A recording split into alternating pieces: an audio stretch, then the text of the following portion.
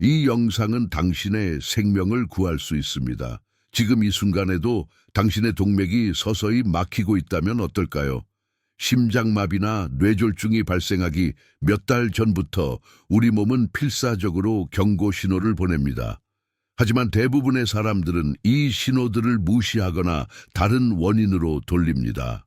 의학 연구에 따르면 심장병으로 인한 사망자의 약 60%가 사전 경고 없이 갑자기 발생한다고 알려져 있지만 이는 사실이 아닙니다. 진실은 우리 몸이 수개월 전부터 지속적으로 신호를 보내지만 우리가 그 의미를 알지 못하기 때문입니다.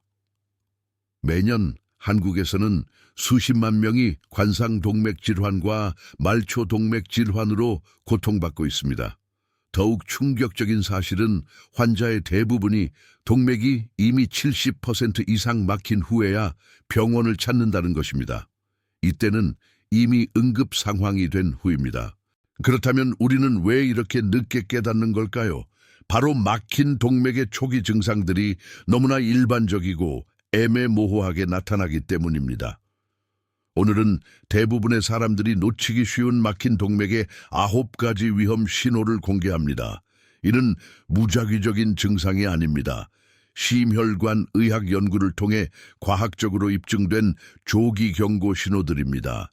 이 영상을 끝까지 시청하시면 당신과 가족의 생명을 지킬 수 있는 중요한 지식을 얻게 될 것입니다.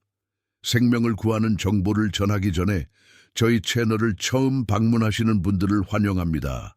저희는 검증된 의학 정보로 여러분의 건강한 삶을 지원하는 커뮤니티를 만들어가고 있습니다. 좋아요 버튼을 누르고 구독하시면 생명을 구할 수 있는 건강 정보를 놓치지 않으실 수 있습니다. 그리고 댓글에 어느 지역에서 시청하고 계신지 알려주세요. 전국의 건강 가족들과 소통하는 것을 좋아합니다. 이 영상은 정보 제공 목적으로만 제작되었으며 의학적 조언을 대체하지 않습니다.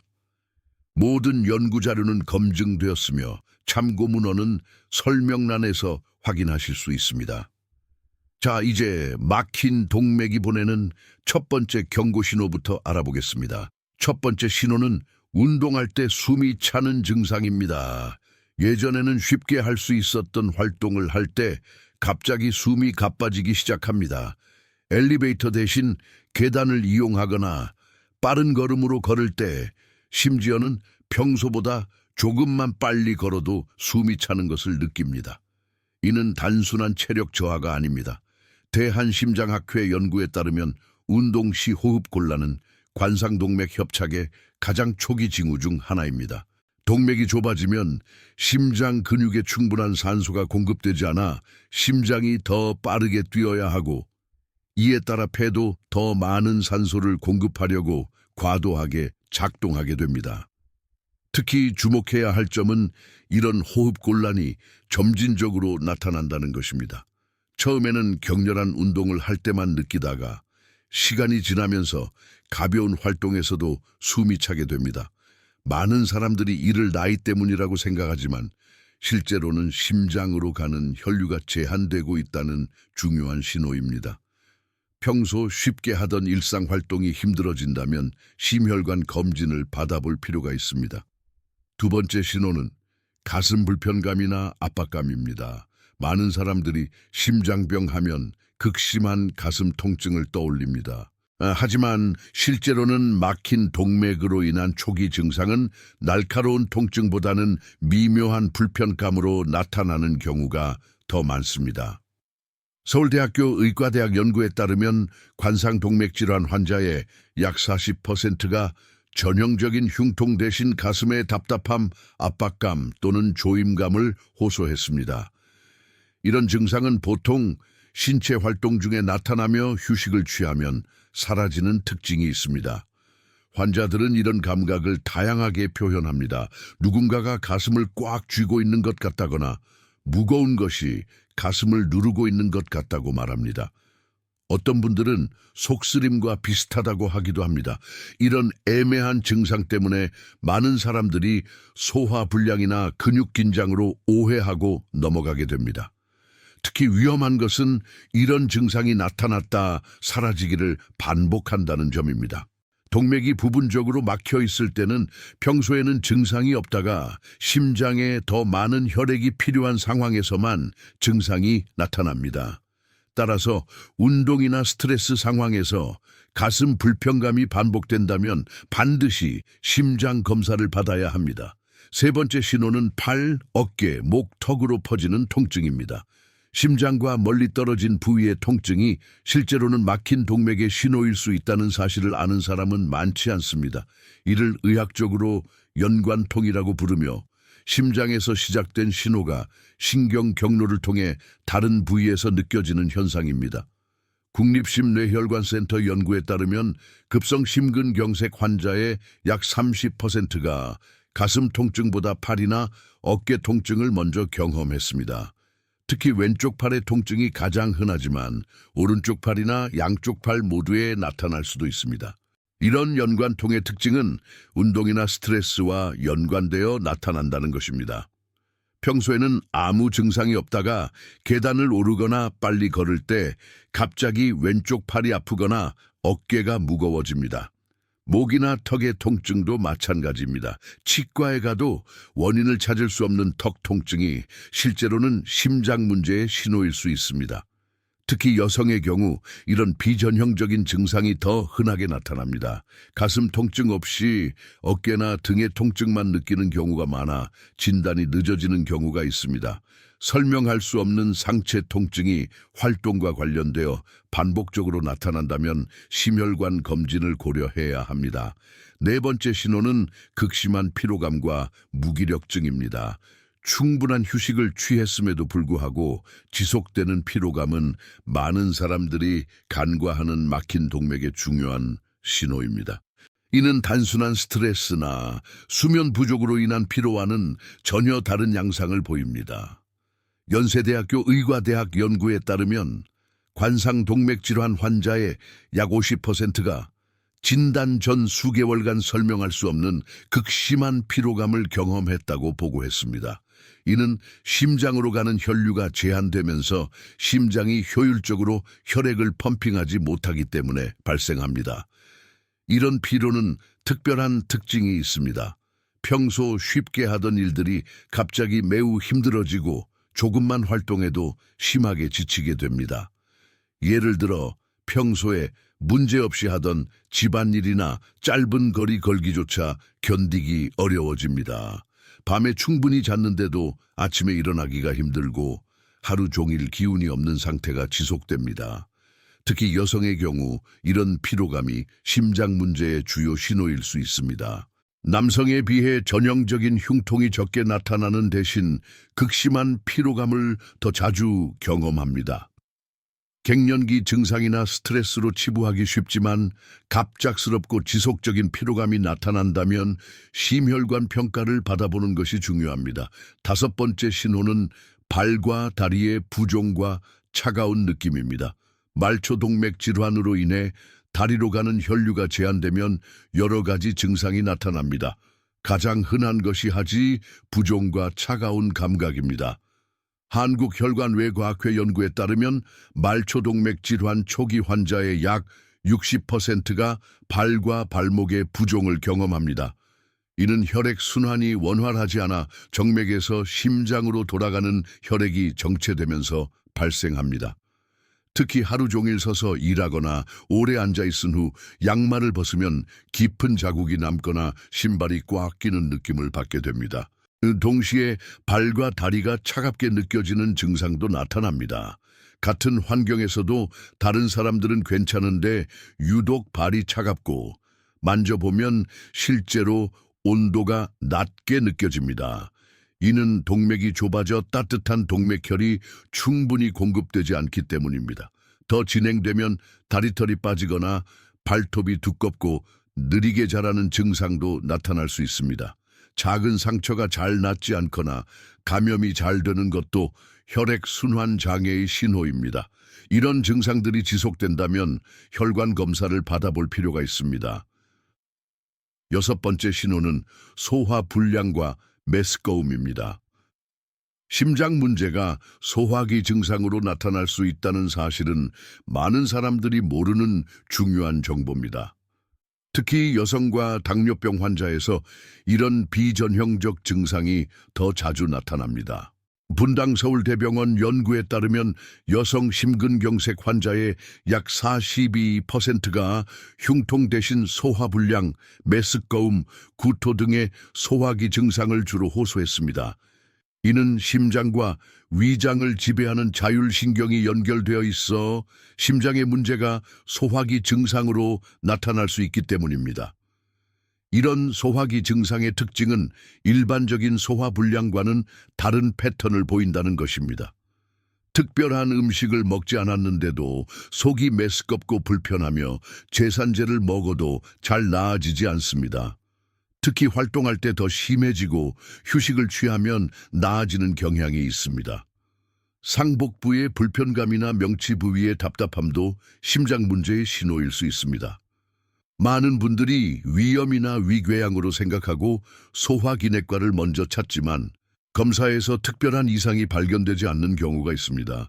이때는 심혈관 검진을 고려해 봐야 합니다. 7번째 신호는 현기증과 실신 직전 증상입니다. 갑작스러운 현기증이나 의식을 잃을 것 같은 느낌은 심각한 동맥 폐색의 신호일 수 있습니다. 특히 경동맥이나 척추동맥과 같은 뇌로 가는 혈관이 좁아질 때 이런 증상이 나타납니다. 서울 아산병원 신경과 연구에 따르면 경동맥 협착 환자의 약 35%가 뇌졸중 전에 반복적인 현기증이나 실신 직전 증상을 경험했습니다. 이는 뇌로 가는 혈류가 일시적으로 감소하면서 발생하는 현상입니다. 이런 현기증의 특징은 특정 상황에서 더 심해진다는 점입니다. 갑자기 일어설 때, 목을 돌릴 때 또는 신체 활동 중에 더 자주 나타납니다. 단순한 어지럼증과는 달리 의식을 잃을 것 같은 느낌이 들거나 실제로 쓰러질 뻔한 경험을 하게 됩니다. 목을 돌릴 때 현기증이 생기는 것은 목 부위 척추동맥이 압박되거나 좁아져 있을 때 나타나는 신호일 수 있습니다. 또한 한쪽으로 돌릴 때만 증상이 나타난다면 해당 쪽 혈관에 문제가 있을 가능성이 높습니다. 이런 증상이 반복된다면 뇌혈관 검사를 받아보는 것이 중요합니다. 8번째 신호는 성기능 장애입니다. 많은 남성들이 부끄러워하거나 나이 때문이라고 생각해서 무시하기 쉬운 증상이지만 발기부전은 동맥경화의 초기 신호일 수 있습니다. 성기능을 유지하기 위해서는 충분한 혈류가 필요한데 동맥이 좁아지면 이 기능이 먼저 영향을 받습니다. 고려대학교 의과대학 비뇨의학과 연구에 따르면 발기부전 환자의 약 60%에서 관상동맥 질환이 동반되어 있었습니다. 이는 음경동맥이 관상동맥보다 더 가늘어서 같은 정도의 동맥경화가 있어도 먼저 증상이 나타나기 때문입니다. 특히 주목할 점은 발기부전이 심장병보다 평균 2년에서 3년 먼저 나타난다는 것입니다. 따라서 갑작스러운 성기능 저하는 심혈관계의 조기 경고 신호로 볼 수 있습니다. 단순히 나이나 스트레스 때문이라고 생각하지 말고 혈관 건강을 점검해 볼 필요가 있습니다. 또한 여성의 경우에도 성적 욕구 감소나 성관계 시 불편감이 혈관 문제와 관련될 수 있습니다. 골반 부위 혈류 감소로 인해 이런 증상이 나타날 수 있으므로 다른 혈관 관련 증상과 함께 나타난다면 전문의 상담을 받아보는 것이 좋습니다. 9번째 신호는 수면 중 호흡 곤란과 야간 기침입니다. 밤에 갑자기 숨이 막혀 깨어나거나 누워있을 때 기침이 심해지는 증상은 심부전의 초기 신호일 수 있습니다. 동맥이 막혀 심장 기능이 저하되면 이런 증상들이 나타나기 시작합니다. 삼성서울병원 심장내과 연구에 따르면 관상동맥 질환으로 인한 초기 심부전 환자의 약 70%가 수면장애를 경험했습니다. 낮 동안 다리와 복부에 축적된 체액이 밤에 누워있을 때 심장과 폐로 이동하면서 호흡 곤란이 발생합니다. 처음에는 베개를 하나 더 베고 자거나 상체를 약간 높게 해야 편안하게 잘 수 있다고 느끼게 됩니다. 시간이 지나면서 점점 더 많은 베개가 필요하거나 의자에서 자는 것이 더 편해집니다.